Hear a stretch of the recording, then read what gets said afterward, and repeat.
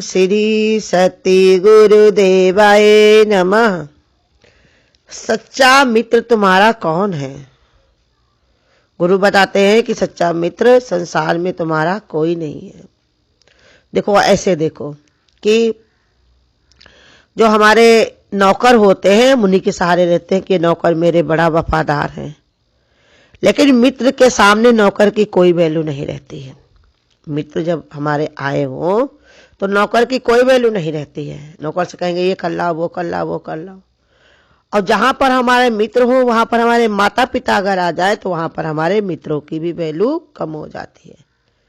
जो माता पिता पर अपना अधिकार जमा लेते हैं, स्नेह पाते हैं, प्यार पाते हैं, वो अपने दोस्तों मित्रों पर नहीं होता है। और माता पिता से ज्यादा हमको अपनी पत्नी पर होता है। जब अपनी पत्नी के संपर्क में हम रहते हैं, साथ में रहते हैं, तो माता पिता भी हमको भार लगने लगते हैं कि ये हट जाए, अपने काम देखें, हमारे बीच में ना पड़े, ऐसे मन करने लगता है।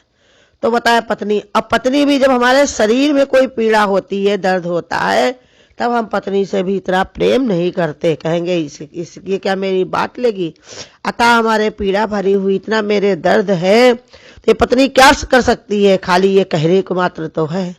तो वो शरीर को ही अपना पीड़ा में अपना मान बैठते हैं कि शरीर के बराबर कोई नहीं। लेकिन सच्चाई से देखो, क्या शरीर तुम्हारा साथी है? रोज इसको तुम खिला रहे हो, पिला रहे हो, इसकी देख रेख कर रहे हो, लेकिन ये कब तुमको धोखा दे रहा तुम जान पाते हो? जिसको तुम बहुत ही नजदीक समझते हो, अपना बहुत बड़ा सहारा मानते हो, लेकिन वो धोखे पे धोखा तुमको दिए चला जा रहा है, रोज तुमको समझा रहा है। इसलिए संसार में कोई हमारा साथी नहीं है। साथी है तो ये एक परमात्मा, वो परमात्मा ही मेरा पहले साथी था, आज भी है और सदा वही रहने वाला है। उसके अलावा और कोई मेरा नहीं है। संसार में हम कहेंगे सब मेरे रिश्तेदार हैं। सब रिश्तेदार यार किसके होते? जब तक हमारे पास पैसा होगा या ताकत होगी या कोई हमको होशियारी होगी। तो अगर हमारे पास ताकत ना हो, कोई होशियारी ना हो, तो कोई रिश्तेदार तुम्हारे काम नहीं आएंगे, कोई दिखाई नहीं पड़ेगा। इसलिए हमेशा ये स्मृति अपनी बनाकर रखनी चाहिए कि मनुष्य को अपने परमात्मा की पावन याद बनी रहे, हमेशा परमात्मा की शक्ति में वो हमेशा शक्तिमान रहे।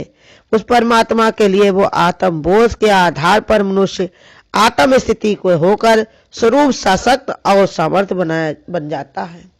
कहा यही परमात्मा के सानिध्य में अगर रहे, वो अपनी बुद्धि को ऐसे समझे कि आत्म बोध के द्वारा पर आधार के द्वारा कि देखो मैं वही आत्मा स्वरूप परमात्मा स्वरूप हूँ। गुरु हमको रोज यही तो ज्ञान देता है कि देखो अमर आत्मा सच्चिदानंद में हूँ, शिवोहम शिवोहम शिवोहम। हमको तो साथी की आवश्यकता नहीं है। शेर को गिदड़ों का साथ नहीं चाहिए होता है। शेर अपने आप में इतना सामर्थ्यवान होता है कि वो किधर भी चला जाए, कुछ भी करे, उसको किसी की परवाह नहीं होती है। ऐसे गुरु कहते तू शेरों का शेर बब्बर शेर है। गुरु तुम्हारा ऐसा सामर्थ्यवान है, उससे शिक्षा लो, समझो कि किसी का साथ सहारा ना करके, किसी को अपना साथी ना बनाकर, एक परमपिता एक आत्मा का आधार लेकर के सामर्थ्यवान बनो। आत्मबोध के आधार पर मनुष्य आत्म स्थिति में स्थित होकर आत्म स्थिति को अपनी स्थिर करो, उसी को मजबूत बनाओ। तुम्हारे विचारों को कोई हिला नहीं पाए, तुम्हारे निश्चय को कोई डिगा नहीं पाए, तुम्हारी सामर्थ्य को कोई समझ नहीं पाए। ऐसे अपने को बना लेता है। कैसे?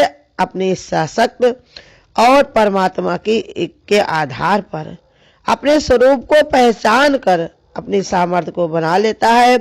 जीवन के हर कर्म के दौरान वो शांत और शीतल रहता है, क्योंकि संघर्ष तो जिंदगी में आएगा ही आएगा, इससे कोई न बचा है न बच सकता है।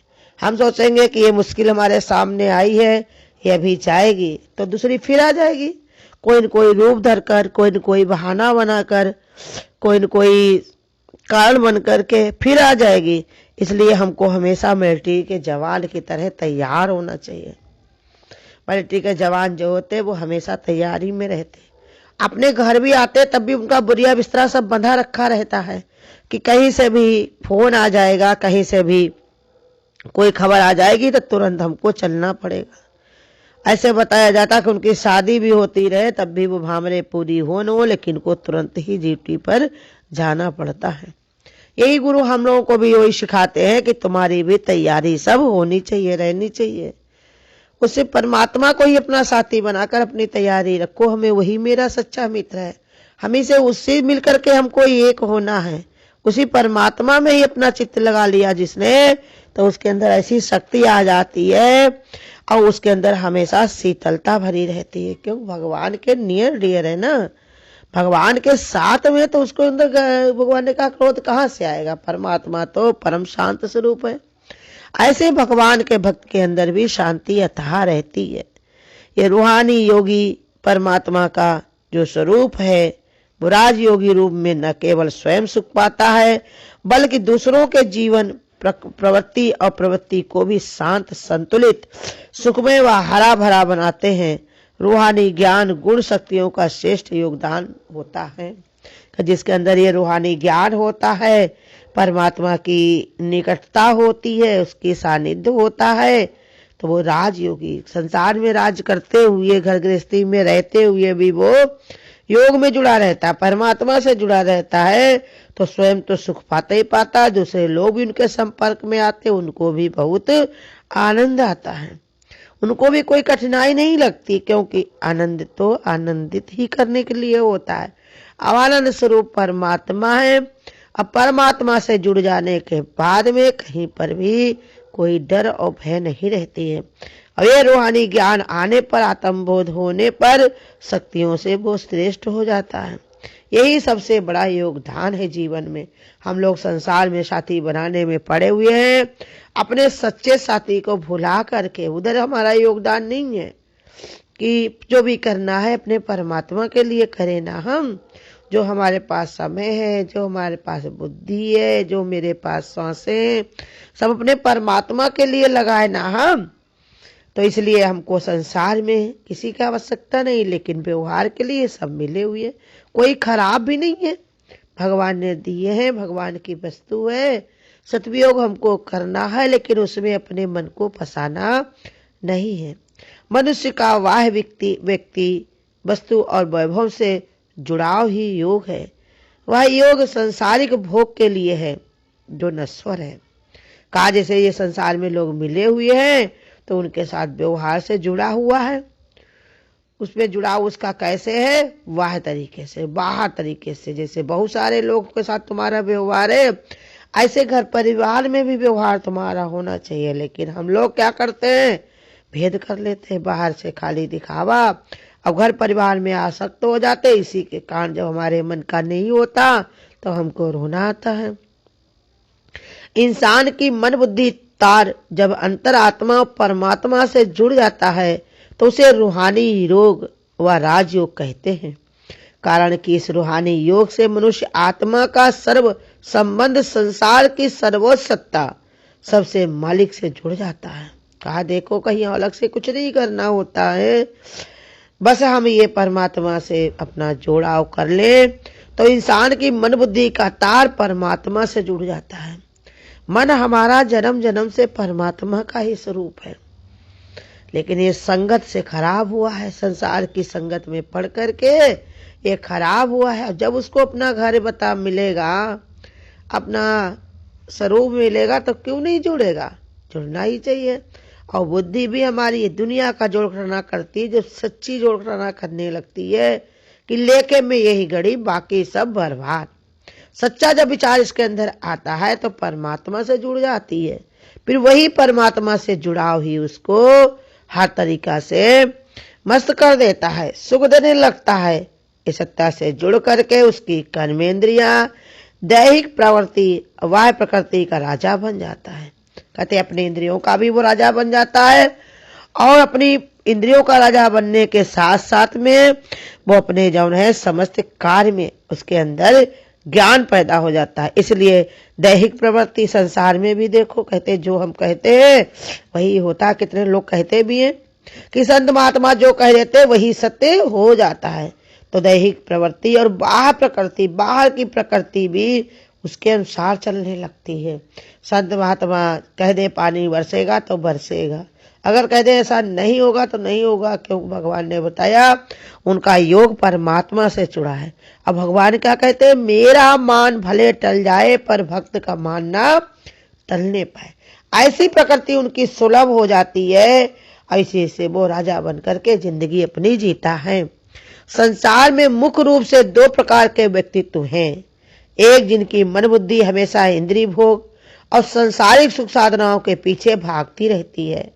कर्मेंद्रियों के अधीन व्यक्ति हमेशा अशांत, अस्थिर, उम्र, व्यंग्य, दुखी, परेशान और तनावग्रस्त रहता है। देखिए बता रहे भगवान कि जो बाहर मुक्ता में जुड़ा रहता है, अपने व्यक्तित्व को जो जान नहीं पाता है, तो उसकी बुद्धि कैसी बनी रहती है, इंद्रिय सुख के लिए जो भटका करता है वो कर्मेंद्रियों के अधीन रहता है, गुलामी करता है अपनी इंद्रियों की। अस्थिर माने उसकी बुद्धि स्थिर नहीं पाती, उग्र माने हमेशा क्रोध में, व्यंग्य माने कठोरतापन उसके अंदर रहता, हमेशा दुखी रहता, परेशान रहता है और तनावग्रस्त रहता है। ऐसे मनुष्य को हमेशा चिंता बरती रहती है और उसकी दुर्बलता मानसिक के कारण ऐसे लोग शीघ्र ही रोग, शोक, भय, लोभ, मोह, क्रोध, हिंसा, निराशा, अहंकार, अपसाद, एकाकीपन आदि से शिकार हो जाते हैं। अब इसे दूसरी प्रकार के जो लोग होते हैं, वो लोग हमेशा कैसे रहते हैं, शांति, शीतलता, दया, करुणा, स्नेह, सहयोग और सहनशीलता, आशावादिता जैसे सकारात्मक गुणों से वो भरे होते हैं।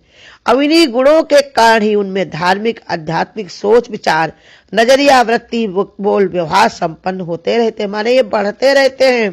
धार्मिकता माने भगवान धर्म की तरफ वो मजबूत होते चले जाते हैं और यही नम्रपन उनके अंदर भर जाता है। उनका नजरिया अलग मुखी का हो जाता है, अंतर्मुखी हो जाता है और उनके अंदर निर्भय, अनासक्त, तटस्थ, सृजनशीलता, संवेदनशीलता, स्थिर बुद्धि व संतुलित रहते हैं।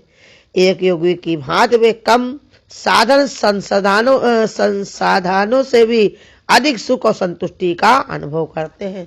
दोनों नजरिया बताते हैं भगवान कि देख लो, समझ लो तुम्हें किस रास्ते पे चलना है। एक में बीमारी परेशानी मिलने वाली है और एक में भगवान से जुड़ करके तुम एक हो सकते हो। तो इसलिए हमको अपना साथी परमात्मा को बनाना है। भगवान ही मेरा सच्चा मित्र है, वही रहेगा और हमेशा वो हमारा था, है और रहेगा। ऐसा निश्चय कर करके हमें परमात्मा में ही एक होना है, परमात्मा में ही जुड़े रहना है। हरिओम। अगर आपको आज की वीडियो अच्छी लगी हो तो वीडियो को लाइक और शेयर करना ना भूलें। आगे की वीडियोस देखने के लिए चैनल को सब्सक्राइब करें और नोटिफिकेशन बेल को ऑन करें।